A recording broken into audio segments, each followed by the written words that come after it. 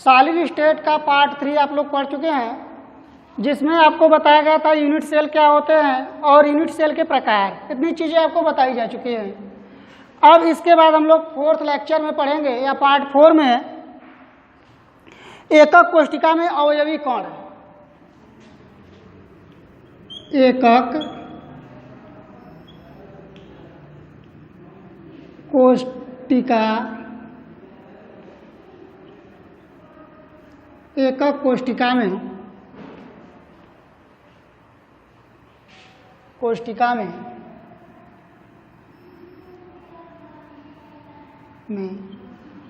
अवयवी कण, अवयवी कण। तो एकक कोशिका में 3 प्रकार की एकक कोशिका आपको बताया गया था। वैसे तो एकक कोशिका आपको बताया गया कि 2 प्रकार के होते हैं। पहला होता है सरल एकक कोशिका, दूसरा होता है आद्य एकक कोशिका। ठीक है, सरल और दूसरा जो होता है केंद्रित। ठीक है, तो हम लोग बात करते हैं कि मतलब उसमें कणों की संख्या कैसे गणना करेंगे, कणों की संख्या कितनी होगी। तो पहला जो होता है आपका, हम लोग बात करते हैं एकक कोशिका के लिए कोने पर। अगर कोनों के लिए बात करते हैं तो कोने पर अवयवी कण। तो हम लोग बात करेंगे जब कोने पे अवयवी कण का, तो अगर एक घनाभ हम लोग बना लेते हैं, जैसे मान लीजिए एक हम लोगों का एक घनाभ है। इस घनाभ में अगर बात करेंगे तो 8 कोना हम लोगों को मिलेगा। ये एक पार्टिकल आपका यहाँ होगा, एक पार्टिकल यहाँ होगा, एक पार्टिकल यहाँ पर, यहाँ ये और ये पार्टिकल्स होंगे। तो कोने पर अवयवी कण की अगर बात किया जाए तो पूरे घनाभ में अगर बात करते हैं तो 8 अवयवी कण पाए जाते हैं।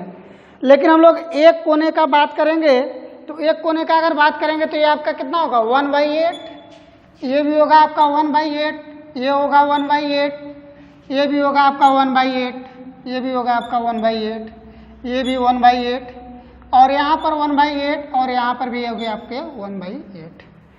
तो कोने पर अगर अवयवी कण की बात किया जाए तो कोने पर अवयवी कण जो होगा वो आपका होगा 1/8। ठीक, और टोटल अवयवी कण की बात किया जाए तो टोटल अवयवी कण आपके 8 होंगे। अब इसके बाद सेकेंड हम लोग देखते हैं फलक पर अवयवी कण। फलक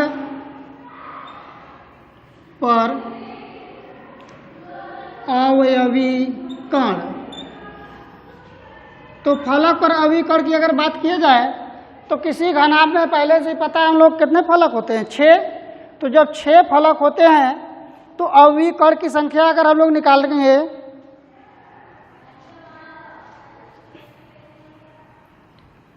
तो अवयवी कण का यदि हम लोग संख्या निकालेंगे तो आपका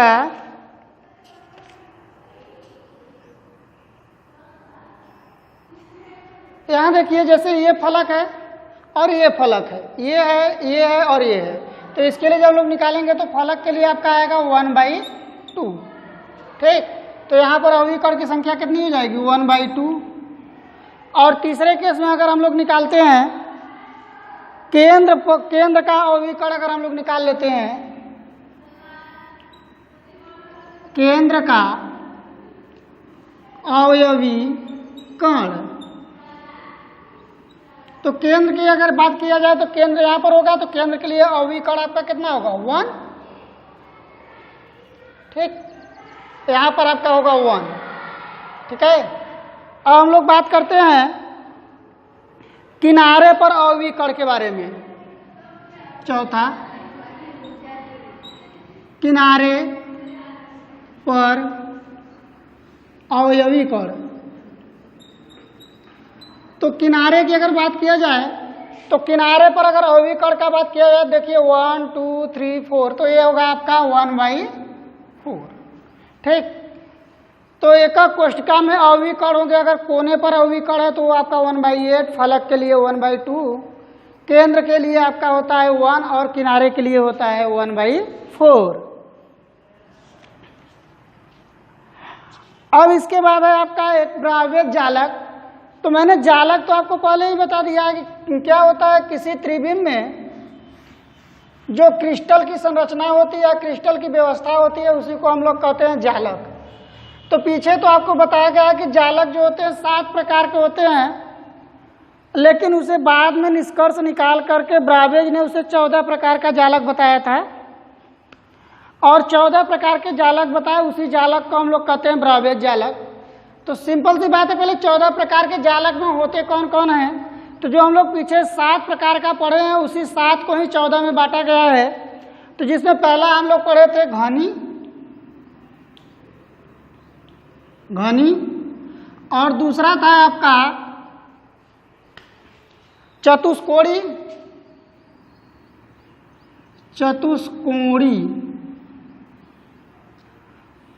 और तीसरा जो था आपका इसमें समचतुर्भुज,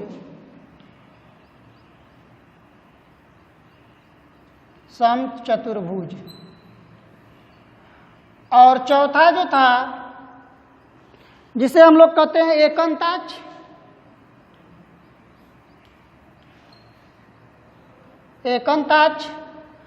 और पांचवा जो है, पांचवें को कहते हैं त्रिकोणी,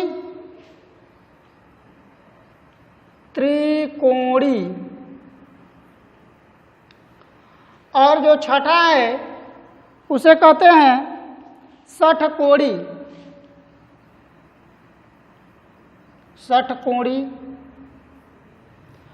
और जो 7वां था उसे हम लोग बोलते थे त्रिंताक्ष।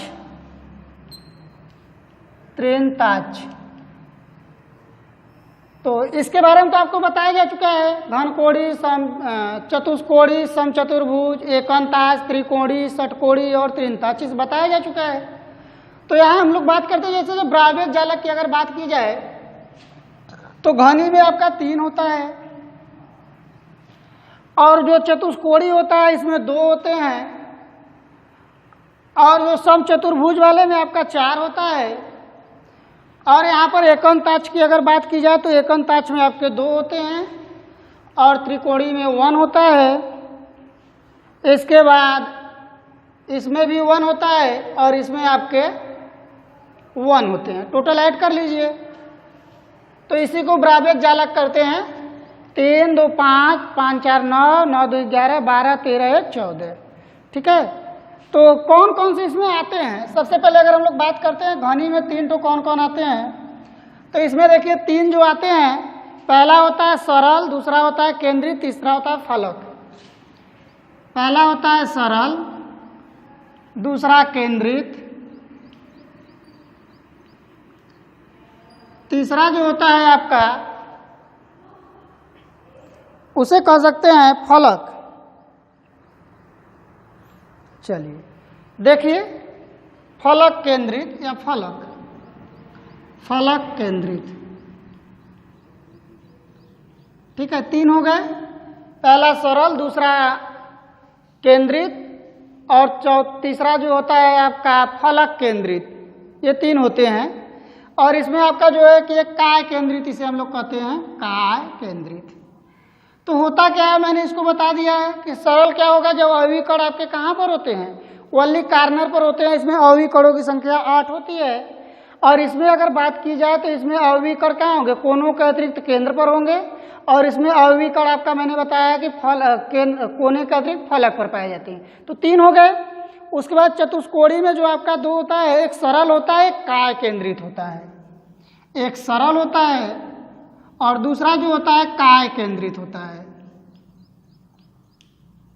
काय केंद्रित। ठीक है, अब बात करते हैं इसमें 4 जो हैं समचतुर्भुज में कौन कौन होते हैं। सरल होता है, काय केंद्रित होता है, फलक केंद्रित होता है और आधार केंद्रित होता है। कौन कौन होते हैं, सरल, काय केंद्रित,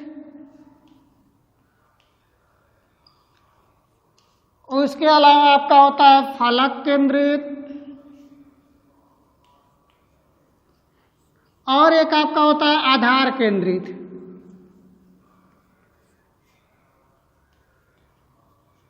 आधार केंद्रित। ठीक है।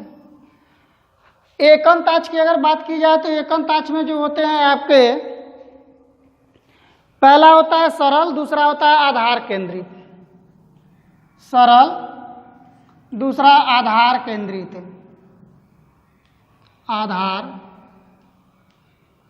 केंद्रित। ठीक है। और जो आपका त्रिकोणी में आपका सरल होता है सिंपल। ठीक है। और इसमें भी जो आपका होता है ये भी आपका सरल होता है। और लास्ट वाले में जो है त्रिताक्ष में भी सरल होता है। तो टोटल हो गए 14 जालक आपके। इसी को हम लोग क्या कहते हैं, ब्रावेज जालक कहते हैं। ठीक। चलिए अब जैसे मान लीजिए कोई अगर घनीय एकक कोष्ठिका है और उसे परमाणु की आपकी संख्या निकालनी है, तो हम लोग कैसे निकालेंगे? क्या कह सकते हैं एकक कोष्ठिका में परमाणु की संख्या निकालना हो तो किस तरीके से निकालेंगे? तो पहला मैंने बताया कि अगर मान लीजिए कोने के लिए आपका होता कितना है 1/8। घनी के लिए अगर हम लोग निकालते हैं, घनी के लिए, तो कोनों पर आपका मैंने बताया कि होता है 1/8। ठीक है। और उसके बाद प्रति एकक कोष्ठिका की अगर बात की जाए तो प्रति एकक कोष्ठिका है, टोटल एकक कोष्ठिका हमारे पास 8 है, तो 1/8 इंटू 8 कर देंगे, इक्वल टू आपका कितना आ जाएगा, ये इसे सॉल्व कर लेंगे तो ये आएगा आपका 1। और अवयवी कण की बात की जाए तो अवयवी कण आपको बताया गया टोटल अवयवी कण कितने होते हैं 8। और दूसरा हम लोग निकालते हैं यदि काय केंद्रित के लिए निकालते हैं, तो काय केंद्रित के लिए अगर निकालेंगे तो ये कितना हो जाएगा आपका 8। 8 तो कोने के लिए हो जाएगा, दूसरा काय केंद्रित के लिए, काय केंद्रित के लिए। तो इसमें क्या होगा आपका, काय केंद्रित के लिए अगर हम लोग देखेंगे तो केंद्र पर एक परमाणु होते हैं, उनका योगदान कितना होगा आपका 1। ठीक है। और क्या होगा उसके बाद प्रति इकाई परमाणुओं की कुल संख्या की अगर बात की जाए तो परमाणु की संख्या कितनी हो जाएगी 1 + 1 इक्वल टू ये आपका 2 हो जाएगा। और कुल एकक कोष्ठिका की बात की जाए तो एकक कोष्ठिका में होगा क्या 8a और एक ये, इसको ऐड कर देंगे तो कुल एकक कोष्ठिका हो जाएगा 8 + 1 = 9। ये चीजें आपको बताई जा चुकी हैं। और इसके बाद जो है कि मैंने फलक केंद्रीय एकक कोष्ठिका के लिए बताया था आपको कितने होंगे, वो फलक केंद्रित के लिए 14 फलक केंद्रित। ये होते कैसे है, मैंने बताया था कि 8 तो आपका कहाँ पर होगा कोनों पर, और उसके बाद 6 कहाँ होंगे फलक पर, तो 8 6 टोटल कितने हो जाएंगे 14। इसी से उन्होंने 14 ब्रावेज जालक के बारे में बताया था।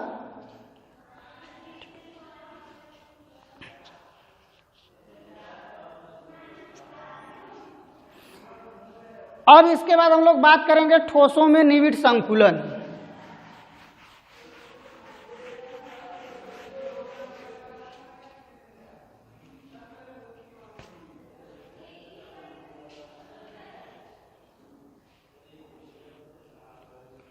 ठोसों में निविड़ संकुलन। ठोसों में निविड़ संकुलन।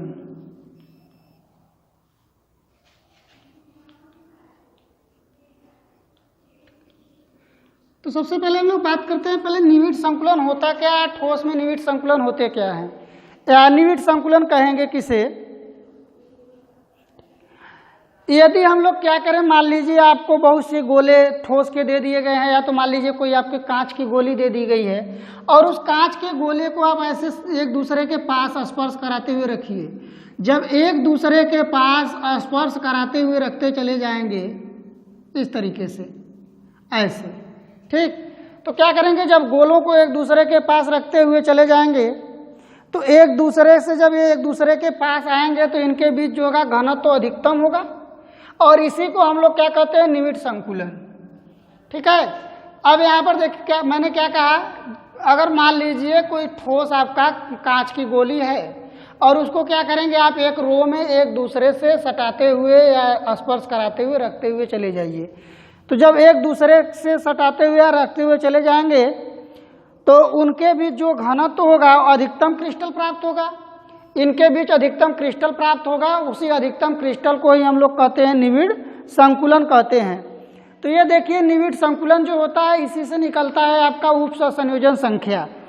तो उप सहसंयोजन संख्या के बारे में अगर देखेंगे तो यहाँ पर देखिए जब क्या होता है कि जैसे ये एक गोला है, इस एक गोले को दो गोले स्पर्श कर रहे हैं तो कोऑर्डिनेशन नंबर आपका कितना हो जाएगा 2।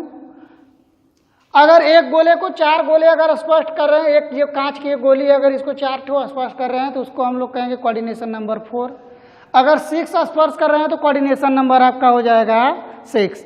तो जनरली देखिए कोऑर्डिनेशन नंबर जो होता है आपका सरल, काय और फलक के लिए, सरल के लिए आपका जो होता है कोऑर्डिनेशन नंबर या उप सहसंयोजन संख्या,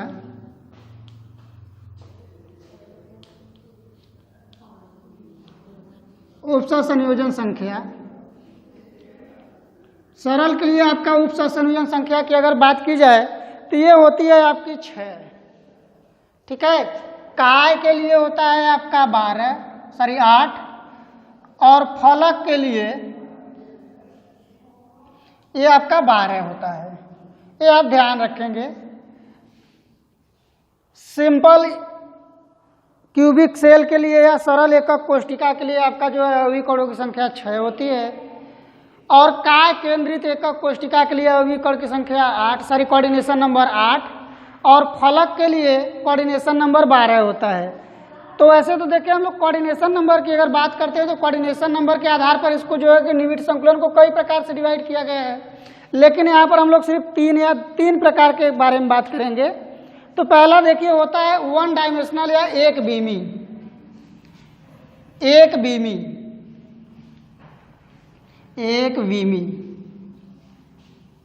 निविड़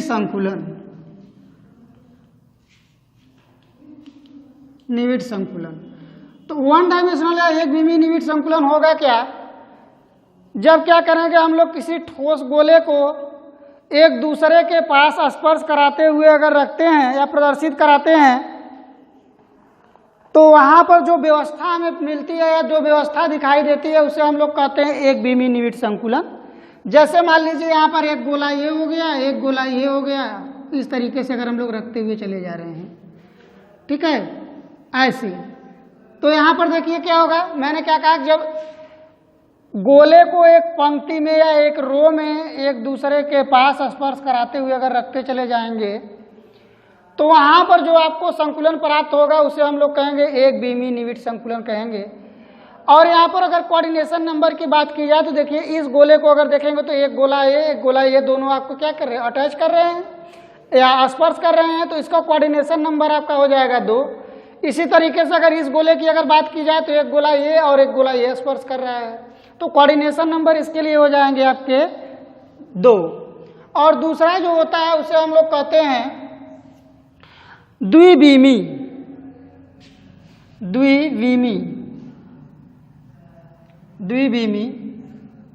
निविड़ संकुलन।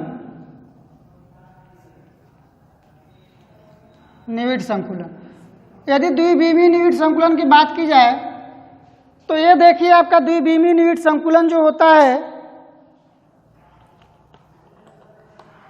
ये जो आपकी प्रथम पंक्ति है, इस प्रथम पंक्ति से स्पर्श कराते हुए एक दूसरी पंक्ति, एक तीसरी पंक्ति आप बना दीजिए। तो वहां पर इस तरीके से अगर मान लीजिए पंक्ति आप बनाते हुए चले जाएंगे, जैसे मान लीजिए ये है आपका, इस पंक्ति के गोले को हम लोग ए मान लिए हैं,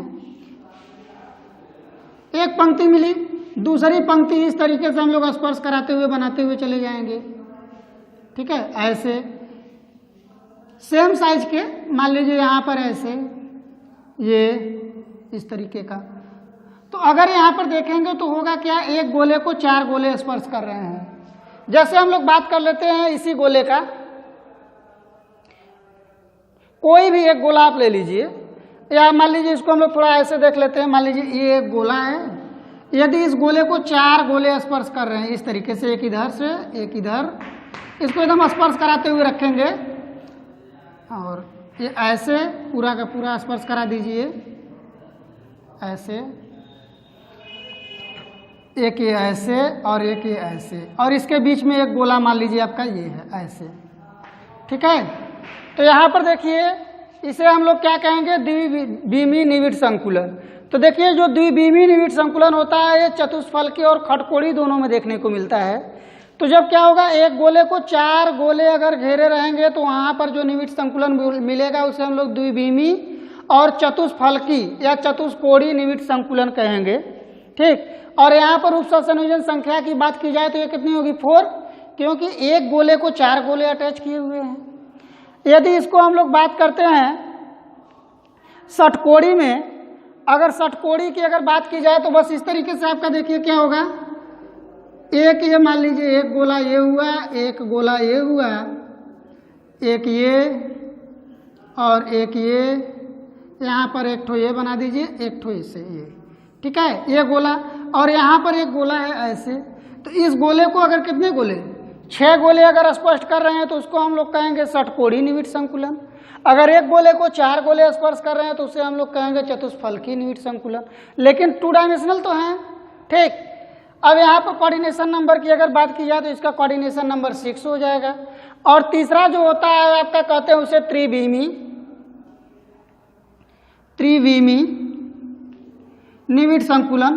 तो त्रिविमीय निविड़ संकुलन में होता क्या है, इसे हम लोग 3 डायमेंशनल में देखेंगे, समझ रहे हैं। जैसे मान लीजिए आपका यहाँ पर है ये इस तरीके से ऐसे, ठीक है। और यहाँ पर देखिए क्या होगा, अगर इसमें अगर 4 गोले हों और एक गोले को घेरे हुए हों तो उसको हम लोग कहेंगे त्रिविमीय चतुष्फलकीय निविड़ संकुलन। अगर मान लीजिए यहाँ एक गोला हो और उसे घेरे हुए हों आपके 6 गोले तो उसे हम लोग कहेंगे त्रिविमीय षटकोणीय निविड़ संकुलन।